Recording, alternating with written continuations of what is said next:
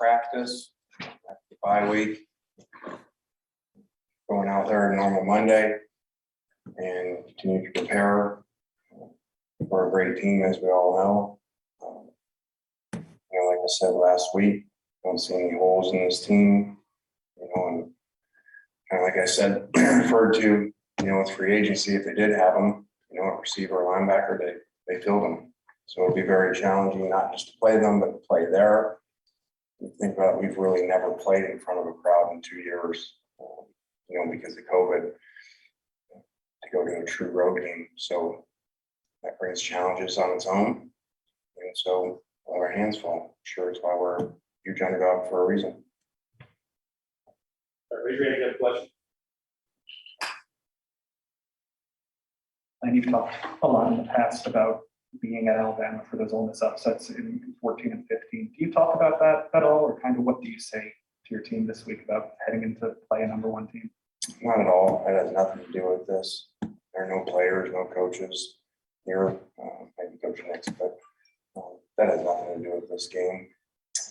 So those are two really big wins by Ole Miss. And, anytime that you go play a #1 team, especially there, but you're going to have to prepare really well. You're going to have to play really well. You're going to have to get some breaks go your way. To have those type of upsets, that's why they rarely happen. A lot go right. So, maybe we get one of those passes where the quarterback gets hit, and they drop it, and it tips up to us, and we go score. Call Hugh and ask him if that play was called. Lane, you said last week, talking about the open date and everything, that maybe it came a little early because you could use it later in the season to get some guys help and everything. You also said the health of your team was relatively good. I guess I'm asking, Jake Springer and, some missing pieces in the past. You feel like everybody's going to be ready to go this time? Well, you guys know, I say the same thing all the time. I hope so. I don't think the bye helped us, with those issues. So it is what it is. When this run over 15 years or so that Alabama has been on, obviously you were there for part of it. From your perspective, what do you think has led to the staying power that they've had? It's pretty unreal for a team to kind of have this run, especially in this, like you brought up the free agency and all that kind of stuff. Nick Saban. Alabama's been around a long time. They haven't won like this, for a long time. Or won big for a long time. So it's not like it's just a school. It's one person. So he's been able to maintain it through tons of different players, tons of different coaches, more coaching turnover than I bet anybody's ever had. And so it's by the way that he works. And probably more important than anything, the way that he recruits. We got great players. Last year we played at Europe.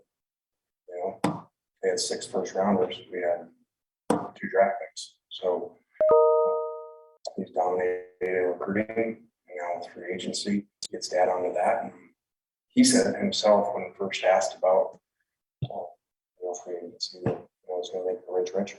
And he's right.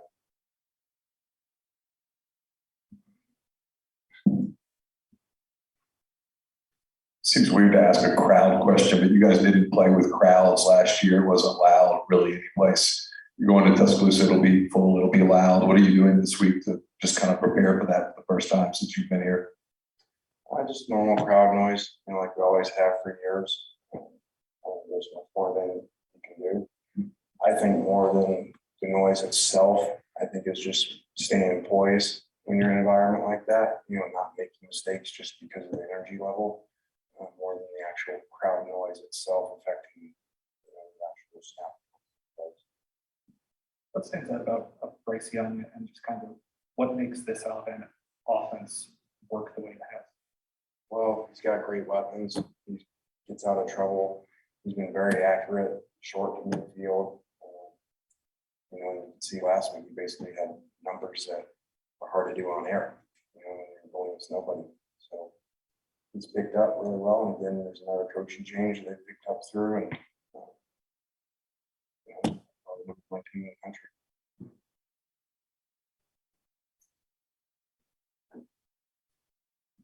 probably more curiosity than anything, but I know you've taken a liking to Saban's rat poison line. I know we said it after he left, but was that something that you heard from him internally while you were there, or just kind of what has led you to liking that piece of wisdom so much? He's not, that was new. Somebody must have given it to him after I left. So I just think it's really good, especially the way he explained it. You know, it's like drinking rat poison. That's pretty good. So I would say Lonnie or Dr. Elko must have given him that one. I'm gonna take questions at the top of the room.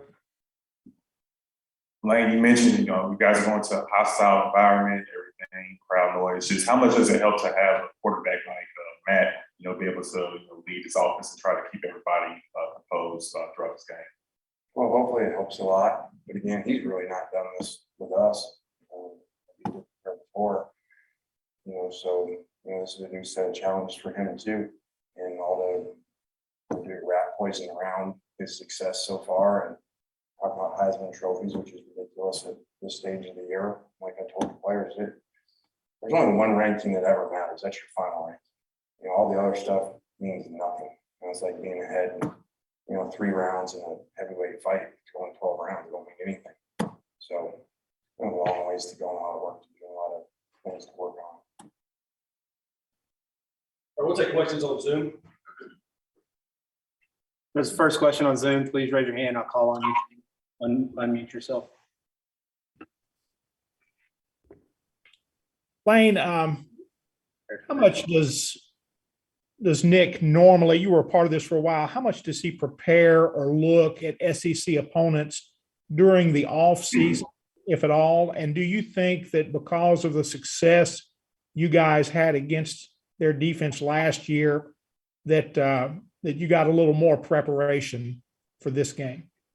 Yeah, he's a great coach. And so, if you have issues the season before being there with him, especially on that side of the ball, he's going to, spend time studying that, spend time, looking at what to do. And so, we already heard, spent time in the off season, and they, worked a lot of drop 8 against us. So we're practicing, expecting to see that. Will Bender go? Hey, Lane. Lane, with Matt, what did he show you right off the go last year at Florida that showed you that he would be a good fit in your offense? And what has made him so effective over the last year and a half with his development? Obviously he's putting up the numbers, but there has to be more to it than that, right?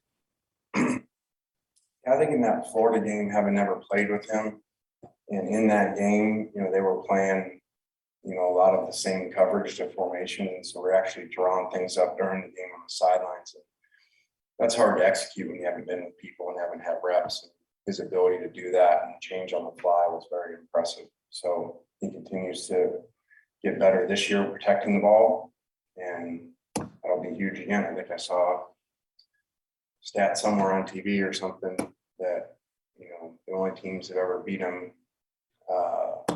Alabama, I think was 0 interceptions, somebody said, or I think I saw that.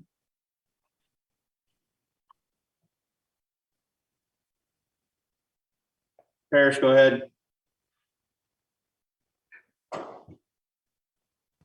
I think this falls under the category of rat poison, but is there benefit for the program in any way that Matt is generating so much Heisman talk right now?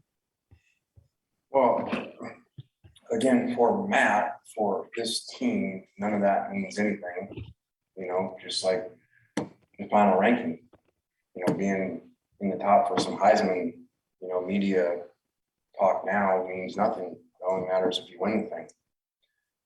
But sure, there's something to that about energy, or you go on the road recruiting like this week, and, nationally, everybody knows who Matt is. Everybody has, watched us, and I feel like they know our team more than probably in a long time here. The Monday night game helped, having the spotlight that we did. And so, yeah, there's a lot of energy around, but that can die really quick. You don't keep playing well. Okay, we'll bring it back to the room.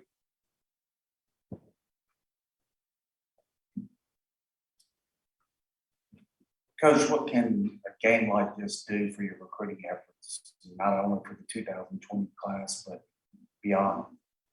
Well, I think if you just look at recruiting and beyond, you know, the most important thing is to play well. You know, even if that's not in a win, you know, again, this is just in the recruiting aspect, you know, so recruits see, okay, hey, we go there, you know, we're close to playing with the number one team. So maybe myself and a couple of kids can be the difference, you know, taking us there. So I think that that's, you know, from a recruiting standpoint, how you've heard me say before, we ain't here to, you know, cover spreads or play close games, you know, because that doesn't matter in this room or with the program, but outside of recruiting, yeah, that's, you know, that's what it is. Coach Alabama does a really good job in their secondary disguise and coverages. What do you guys do this week preparing that?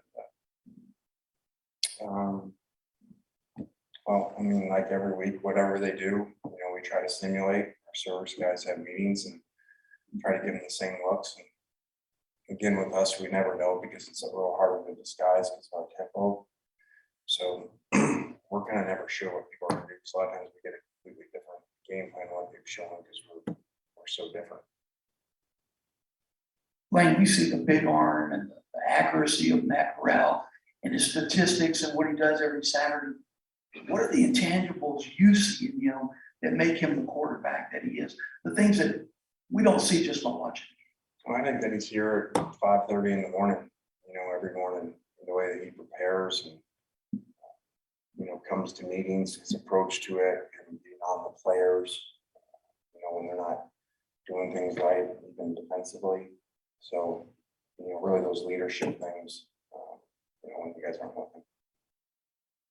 Looked like Florida had a lot of success running the ball against this Alabama defense, and you guys obviously had success doing it last year too. What have you seen on tape that kind of went right for Florida, and what are you guys trying to replicate from that? Well, I mean, it wasn't a secret formula. You know, they blocked them well at times, you know, made the safeties miss, and, you know, had some good schemes, and the quarterback can run himself. So that's usually the formula against anybody, but especially them. So We'll take one more stop, Rick.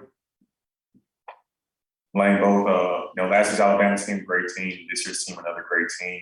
Both in their own right, though, both unique. Just what makes this year's team, you know, special that you've seen from them? I think they're even better. You know, I said last year was a great team. I think people, you know, I said maybe his best team ever. I think people think I was just saying that leading up to the game. But then you look and, you know, they run the table and not really close games. I think somebody said, you know, in the last 2 years, only Florida and Ole Miss have scored over 24 points against them. So, you know, I think they're better on defense. You know, Tennessee linebacker, you know, added in 31 is now older. He's good as any rusher in the country. So, we'll have our hands full. All right, then we'll go to the players next.